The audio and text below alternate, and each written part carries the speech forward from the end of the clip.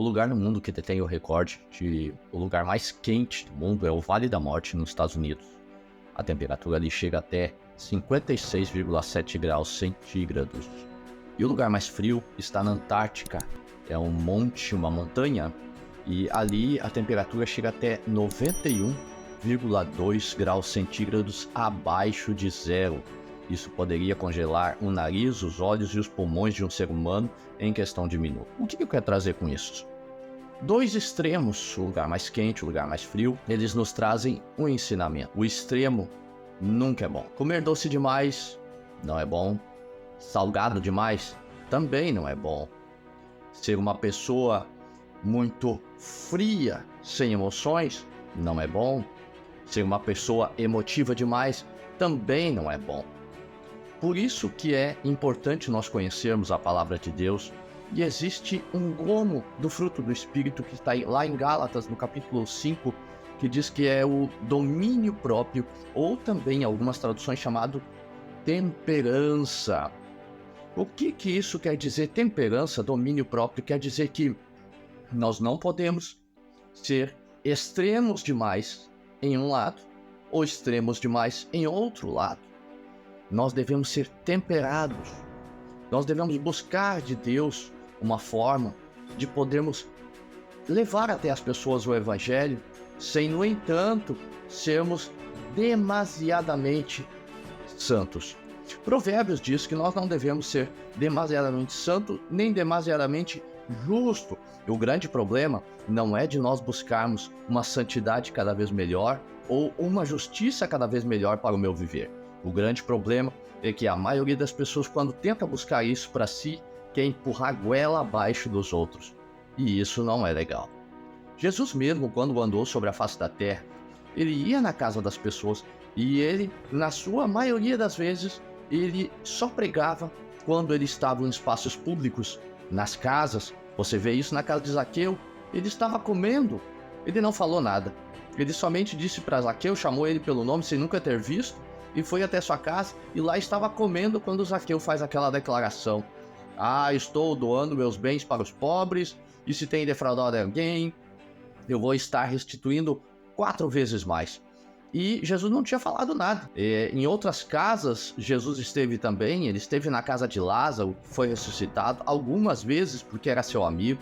Jesus esteve na casa de Simão Pedro, onde a sua sogra estava doente. Jesus esteve em diversas casas visitando e recebeu visitas também na sua casa.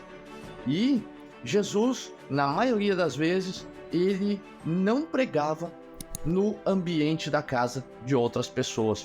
Pouquíssimas vezes, e poucas eram suas palavras, a não ser fora dali.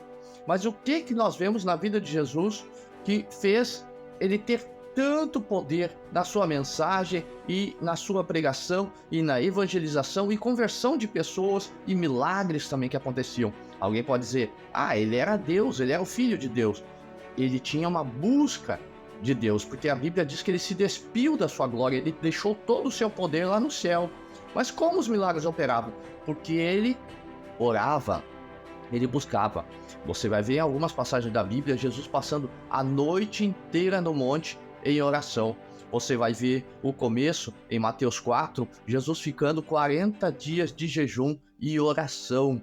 Jesus, ele tinha esta prática para com ele. E o que nós aprendemos com ele então, que devemos tomar para a nossa vida para que não sejamos destemperados?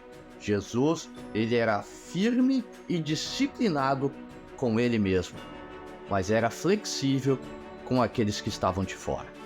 É isso que a gente precisa para podermos levar as pessoas ao Evangelho, entender que cada um tem uma história, cada um tem uma personalidade, cada um tem um tempo de Deus. Eu conheci pessoas que aceitaram Jesus em um dia na igreja, com lágrimas, se converteram. No outro dia, já haviam deixado os vícios, mudado de roupa, feito a barba, cortado o cabelo. No caso dos homens, né? No caso das mulheres, elas já se desfizeram das coisas que elas estavam acostumadas a usar. Se desfizeram da vaidade, das suas roupas mundanas. Foi coisa rápida.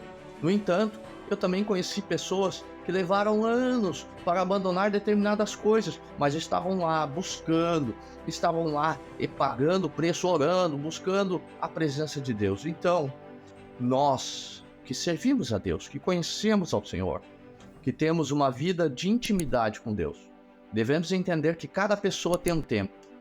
Nós precisamos explicar para elas que tem aquilo que elas conseguem e elas devem fazer, é claro.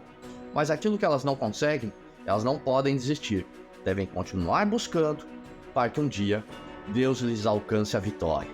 Para que elas não estejam em dois extremos.